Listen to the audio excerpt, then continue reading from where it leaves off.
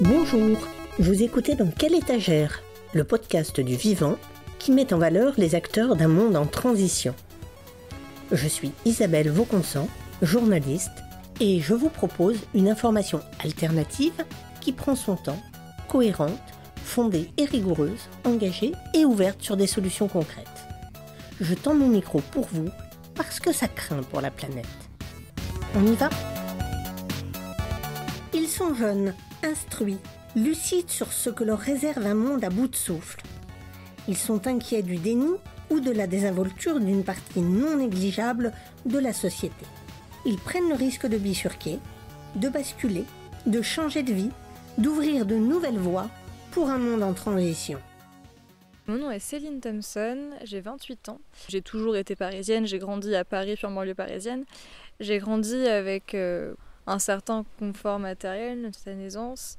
J'ai fait des beaux voyages quand j'étais petite, j'ai fait de l'équitation en compétition, j'avais des bons produits du marché à la maison. Et j'ai été quand même vachement élevée dans l'idée que il fallait faire des formations élitistes, que c'était important. Dès que j'avais 8 ans ou 9 ans, on m'a dit que j'avais un profil à faire Sciences Po. Et quand j'étais adolescente, je savais pas trop quoi faire au niveau professionnel. Et j'ai décidé de préparer quand même ce concours. Mais en parallèle, j'ai fait une psychothérapie qui m'a montré ce que c'était que le métier de psychologue et ça m'a aussi beaucoup intéressée. Tout le monde, mes parents, mes profs, m'ont dissuadé de faire psycho parce qu'ils m'ont dit qu'il n'y avait pas de débouché. J'ai préparé ce concours que j'ai raté de peu et où j'ai beaucoup entendu des discours sur le fait d'être l'élite de la France, des choses comme ça, ce qui m'a pas mal écœurée. Et j'ai fini par, un an après le bac, aller en fac de psycho, comme je le voulais dès le départ. Et en arrivant à l'université, j'ai découvert un océan de savoir qui m'a beaucoup réjouie. Et à la fin de ces 5 ans, j'en étais venue à l'idée que tout ce modèle civilisationnel dans lequel on vit courait à sa perte et que c'était absolument intenable sur le plan des ressources de la planète, tout simplement, et de ce dont on a besoin pour vivre. Et là, on est donc en 2017 quand je fais ce constat-là en finissant donc ces années de fac de psycho. Ensuite, il aura fallu encore un peu de temps pour que je puisse passer à l'action dans ce sens-là, parce que tout simplement, j'avais pas la moindre idée que c'était possible. Je travaillais en tant que psychologue pendant quelques années dans des associations, des services publics, divers lieux, jusqu'à ce que le premier confinement de mars 2020 me remettre un peu les idées en place et me remettre à l'esprit l'idée selon laquelle je suis en train de faire fausse route en continuant de vouloir avoir la vie et le confort matériel que j'ai toujours eu depuis que je suis petite. Ensuite, il y a eu le deuxième confinement en novembre 2020 où là je venais juste de perdre un travail qui me motivait énormément. Donc j'étais assez désillusionnée. Et à ce moment-là, je me suis retrouvée pendant quelques semaines, le temps de trouver un autre boulot, à être soit chez moi, soit aller au supermarché. Du coup, avec un vide de sens total et une impression que en fait, je ne fais rien d'utile ni de bon. Enfin, je vais juste acheter des produits qui ont été fabriqués en ne respectant ni les êtres humains qui les ont fabriqués, ni les ressources de notre planète. Mais aussi le fait d'être à ce moment-là où j'avais plus de boulot, d'un seul coup j'étais libre de penser à autre chose et de faire autre chose. Et je me suis rendu compte que je voulais plus de tout ça, que je voulais plus dépendre d'un système qui m'écœurait autant. J'en ai parlé à Nicolas, avec qui j'étais en couple depuis peu, qui est aussi psychologue. Et il a été très réceptif à mon discours. Et lui, l'idée qu'il a eue en plus, c'est qu'il a pensé que c'était possible de s'émanciper de ce système consumériste et extractiviste dans lequel nous vivions. Dès lors, ça a été possible de faire des projets et d'envisager de passer à l'action. Avec 3 autres personnes, ma sœur et 2 amis, qui ont depuis pris une autre direction, on a commencé à penser à créer une communauté qui soit le plus autonome possible sur le plan alimentaire et énergétique, mais aussi qui disposerait d'une école, d'un centre de santé. On se demandait même si on ne voulait pas s'extraire totalement du système et passer sous les radars au point de vivre sans argent et de plus avoir la sécu ni rien. Donc on allait très loin dans notre réflexion. Voilà, on était à un stade où j'avais retrouvé du boulot. On avait tous des boulots dans la ville. Là, je parle pour Nicolas et moi, mais on n'avait jamais cultivé de légumes, on n'avait jamais produit notre électricité, on n'avait jamais fait de choses comme ça. Donc on avait énormément de choses à apprendre parce que voilà, on avait été programmés pour se servir de notre tête et s'en servir bien et travailler en entreprise dans les services publics, mais pas du tout pour travailler avec nos mains, fabriquer des choses, produire notre nourriture, tout ça. Donc on avait beaucoup à apprendre et le projet de base c'était de rester à Paris encore quelques années et de mettre de l'argent de côté dans le but d'acheter un terrain tous ensemble quelques années plus tard. Seulement, je me suis rendu compte au bout de quelques mois de réflexion que non seulement au vu du train de vie qu'on avait à Paris, mettre assez d'argent de côté ça allait être extrêmement difficile, et que en plus j'allais pas du tout supporter de rester dans cette incohérence pendant encore 3 ans, de continuer à consommer les mêmes produits en faisant juste des woofings pendant les vacances pour apprendre quelques trucs. En plus, le travail que j'avais retrouvé, c'était à l'Éducation nationale dans le 93. J'étais la seule psychologue pour 7 écoles. Autant vous dire qu'en termes d'efficacité, c'est juste ridicule. On ne peut pas grand-chose pour les personnes qu'on est supposé aider. Et j'avais aussi clairement à l'idée que, au vu de l'état des institutions publiques, il m'allait être très difficile de trouver un endroit où mon travail me semble avoir plus de sens. Avec Nicolas, nous avons décidé pour l'année suivante, du coup en automne 2021, de déménager dans une plus petite ville qui nous permettrait de revoir déjà un petit peu notre train de vie et notre mode de vie, d'ouvrir un cabinet en libéral, de trouver un endroit où on pouvait aussi commencer à cultiver un potager, même s'il était petit, pour qu'on puisse réellement apprendre au jour le jour et voilà, faire ce qui avait du sens pour nous. On a commencé par faire un woofing près de Narbonne durant l'été 2021, c'était la région où on pensait s'installer, et on a fait un woofing là-bas qui nous a beaucoup enthousiasmés. C'était chez un maraîcher qui travaille sur sol vivant et sans se réclamer de la permaculture. Et il nous a parlé de plein de choses très intéressantes et le travail de la terre en lui-même nous a beaucoup enthousiasmés et fait du bien. Et on s'est rendu compte que ça pouvait avoir une réelle portée thérapeutique pour de nombreuses raisons. Parce que déjà, ça engage le corps et l'esprit, ça met en mouvement. Le temps reprend un peu consistance et les règles qui sont celles qui régissent la terre et les écosystèmes reprennent du sens aussi. On sait que quand on est à telle saison, il se passe telle chose, qu'on va agir de telle ou telle manière parce que à tel moment, il y a tel processus à l'œuvre sur Terre. En fait, toutes ces choses-là, desquelles on est un peu déconnecté quand on vit dans des milieux trop urbains, on en est venu à l'idée que qu'en travaillant la terre et en se reconnectant à tous ces rythmes naturels, ça permettait en fait de retrouver une place au sein du monde, que ça redonnait aussi du sens à l'existence. En plus, il va sans dire que quand on s'assure une subsistance, on fabrique de la nourriture, on sait pourquoi on travaille, quoi. Il y a une sorte de vide de sens qui disparaît.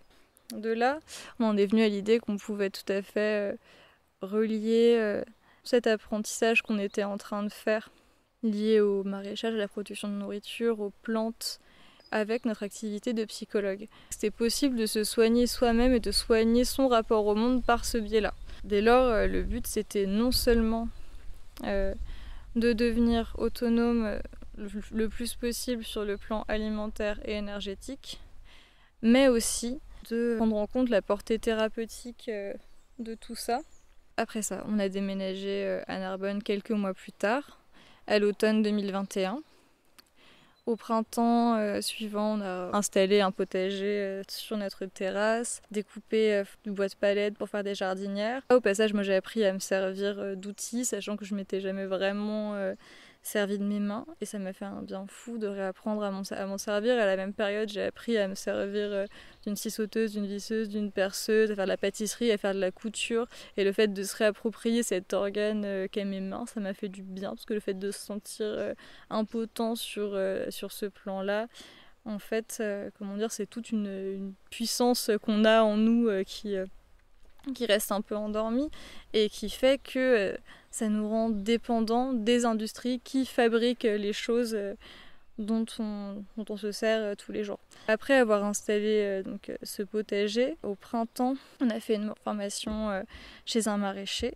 C'est du coup un premier cycle de formation, on va faire le deuxième bientôt. C'était extrêmement intéressant, ça nous a fait beaucoup de bien. On est rentré là très très motivés pour la suite. Et en plus du potager de notre terrasse, on a aussi commencé à cultiver dans le jardin d'une amie. Donc, du coup, il y avait déjà un petit peu plus de surface, puis c'était de la pleine terre. C'était quand même autre chose. Bien que quand même le potager de notre terrasse, finalement, il s'est pas mal étoffé. Aujourd'hui, il y a plus de 40 espèces de plantes dessus. Et on a eu quand même pas mal de légumes, de fruits, même si ça reste une surface réduite.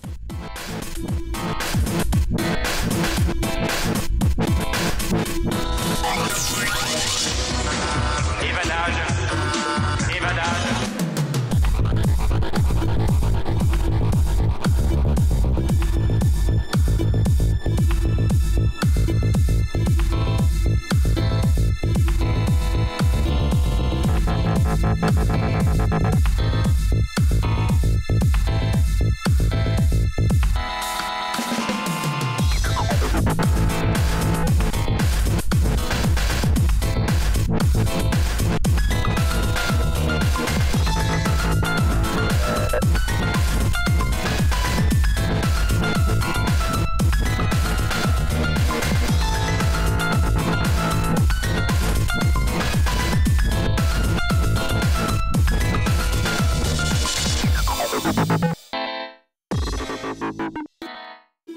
En même temps, on avait l'idée qu'on n'allait pas bouger en milieu rural tout de suite, que d'abord on allait passer quelques années à développer un cabinet en libéral à Narbonne, mettre de l'argent de côté pour acheter un terrain. Finalement, un petit peu la même logique qu'on avait quand on était à Paris. Et sauf que quand je faisais la communication autour du cabinet qu'on était en train d'ouvrir à Narbonne, que j'allais voir tous les professionnels de santé de la ville pour leur raconter un petit peu notre projet et nous faire connaître, je me rendais compte que ça avait très très peu de sens, que j'avais pas du tout envie d'installer un cabinet de psy en ville, de recevoir des gens dans un bureau de manière classique, que c'était pas du tout en accord avec ce que je voulais faire, que j'avais pas un mode de vie qui correspondait à ce que je voulais. Mais bon, j'avais toujours ce sentiment qu'on n'avait pas le choix. Puis là, à ce moment-là, on avait tous les deux le chômage, mais ça n'allait pas durer éternellement, donc il fallait bien qu'on fasse en sorte de penser à l'après. Seulement, il y a eu un petit accélérateur qui est que au mois de mars 2022, la famille de notre propriétaire nous a appelés pour nous dire qu'elle était mourante et qu'ils avaient besoin de vendre très vite notre appartement pour des raisons qui leur sont propres. Là, ça a été un peu la panique parce qu'on avait mis très longtemps à installer le potager sur la terrasse, que déjà ça avait demandé beaucoup de temps, d'énergie, d'investissement, de faire ce déménagement de Paris à Narbonne et de traverser la France. Mais finalement, ça a été plutôt une aubaine parce que après avoir réfléchi à comment se loger dans un appartement similaire, dans le même quartier, pour que pour le cabinet ce ne soit pas dérangeant, on s'est dit en fait, quitte à mettre l'énergie nécessaire pour redéménager, autant directement essayer de déménager en milieu rural, dans un terrain où on pourrait développer les projets qui nous tiennent vraiment à cœur, en termes aussi bien d'autonomie alimentaire et énergétique que de cadre de soins aussi. Moi par exemple, en ce moment j'ai un petit patient qui a 4 ans et demi. Dans le bureau où je le prends en charge, on fait des choses extrêmement intéressantes, mais je sens que ça lui ferait infiniment plus de bien si le cadre que je lui proposais était autre. On a du coup commencé en panique à regarder comment construire une yourte, à qui est-ce qu'on pourrait faire appel, comment construire une serre, voilà, c'est des choses qu'on ne pensait pas avoir à faire tout de suite. Le premier projet qui a semblé pouvoir se réaliser pour notre redéménagement, ça aurait été de s'installer sur un terrain où vivait une de nos amies à 45 minutes de Narbonne. Et c'est un terrain qui appartient à ses parents. C'est un lieu qui est magnifique, qui fait 12 hectares, avec un hameau, tout ça, une source, ça aurait été parfait. Seulement, tous les bâtiments du hameau sont occupés par des gîtes. On aurait dû donc déposer des habitats légers sur une autre parcelle du terrain, ce qui ne nous posait aucun problème, au contraire. Seulement on pensait y être autorisé parce qu'il y avait une autorisation pour un camping qui avait été donnée il y a 40 ans. Ce qu'on ne savait pas, c'est que l'autorisation n'avait pas été renouvelée, que les démarches n'avaient pas été faites. Donc tout le processus devait être redémarré depuis le début. Et la maire ne souhaitait pas fermer les yeux là-dessus, elle voulait l'accord du département et elle pensait que c'était presque impossible de l'avoir. Et on essayait de trouver des solutions pour pouvoir s'y installer quand même, le temps de mener la bataille juridique qu'on aurait à mener. Mais on a bien senti qu'en face, les autres personnes n'étaient pas prêtes du tout à s'investir dans ce combat. On s'est dit que ça n'allait pas du tout être une solution pour la suite finalement. Ce qui nous est venu à l'idée comme étant la meilleure option possible, c'était de s'installer dans une maison qui appartient au grand-père de Nicolas, qui dispose d'un terrain qui est relativement grand, 1800 mètres carrés. Donc pour faire du grand collectif, ça paraît compliqué, mais pour nos objectifs, ça paraît être tout à fait une bonne option. Voilà, on est actuellement dans cette maison et sur ce terrain qu'on est venu voir ce week-end. Ce serait génial qu'on puisse s'installer ici. Le problème que ça me met en tête, c'est que finalement, là, on aurait une possibilité de s'émanciper du système dont on souhaite s'émanciper parce qu'il y a ce bien-là dans la famille de Nico, ou alors sinon, il aurait fallu qu'on passe des années et des années à donner de notre temps et de notre énergie, j'ai presque envie de dire, au capitalisme pour pouvoir acheter quelque chose. Donc voilà, il y a quand même ça me pose question en tout cas. J'aimerais aussi parler d'expériences qu'on a vécues sur ces dernières semaines parce que voilà, on n'a pas été seulement dans l'attente de savoir où on allait. On a quand même essayé de faire des choses intéressantes et de se nourrir un petit peu.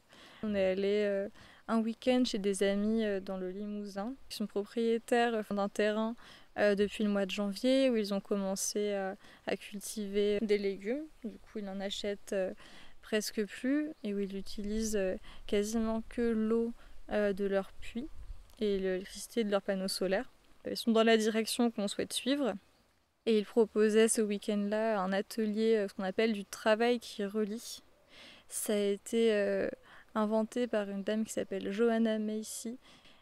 C'est un travail qui a pour but de se relier à ce qui nous entoure, aux plantes, aux animaux, aux éléments, mais aussi à notre puissance d'action et aux sentiments, aux émotions qu'on a à l'intérieur de nous par rapport non seulement à tout ce qui peut nous mettre en joie dans le vivant et à tout ce qui peut nous rendre tristes, en colère et nous faire peur concernant toutes les destructions qui sont à l'œuvre.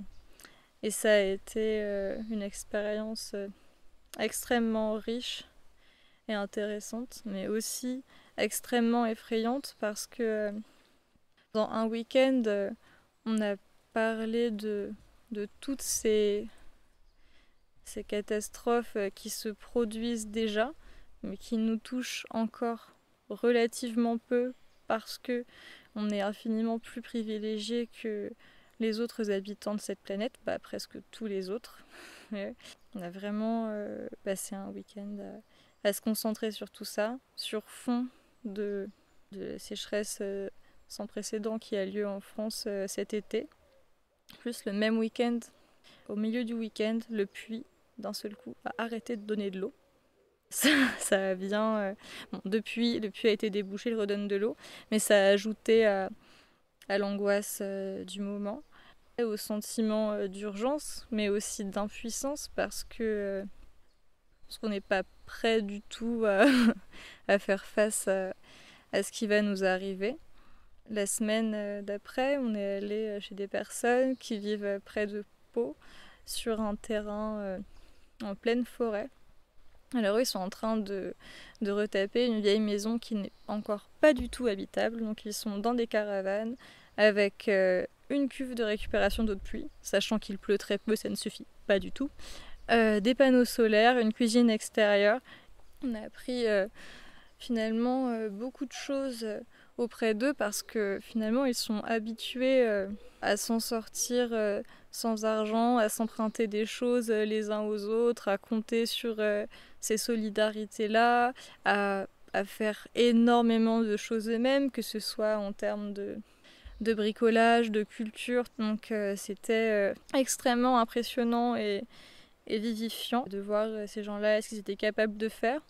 Et en même temps, en face, on se dit « Waouh, je vais quand même avoir du travail » parce que moi, par exemple, je me suis rendu compte à quel point mon corps avait besoin de se fortifier, à quel point quand on faisait des travaux dans leur maison, au bout de 2 heures, j'étais plus capable de rien, alors il va falloir que je puisse en faire un petit peu plus quand même si je veux m'en sortir. Donc c'était une expérience très intéressante et vivifiante, et en même temps terrifiante parce que tellement de choses à apprendre, tellement d'urgence et d'incertitude. C'est juste que c'est la seule option en fait. Je sais pas ce qui va marcher, je sais pas ce qui va pas marcher, je sais juste que c'est la seule chose à faire. Je suis à peu près sûre, même si j'ai du mal à m'y préparer et à imaginer ce qui va réellement se passer. Je sais qu'on va avoir quelques années extrêmement difficiles. Je sais que nos corps, comme nos psychés, vont être certainement éprouvés comme ils ne l'ont jamais été. Mais j'ai le sentiment que on a encore une fenêtre pour essayer de se préparer, s'adapter, changer, apprendre des choses. Donc c'est le moment. Et au-delà de la peur, il y a aussi autre chose qui est que plus un choix par rapport à ce que j'ai envie de faire de ma vie en fait, et des liens que j'ai envie de tisser avec le vivant qui m'entoure, sans vouloir verser dans des choses trop ésotériques. Une recherche d'une certaine forme d'harmonie, de ne plus être hors sol et de se me reconnecter aussi avec la puissance qui est celle qui est la mienne et qui est celle qui est dans mon corps, de possibilité de faire avec ses mains et de s'en sortir sans un environnement tiède où quand il fait chaud, on met la clim, et quand il fait froid, on met le chauffage. Et quand on a faim, on va au resto.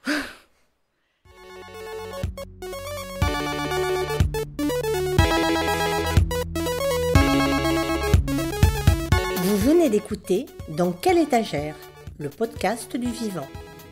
Vous êtes sur Terra Focus, la chaîne d'Ortus Focus, le Mac de la biodiversité. Jardin, transition, patrimoine. Vous souhaitez vous tenir au courant de nos nouveaux épisodes? Abonnez-vous à Brin d'Info, notre newsletter, sur ortus-focus.fr.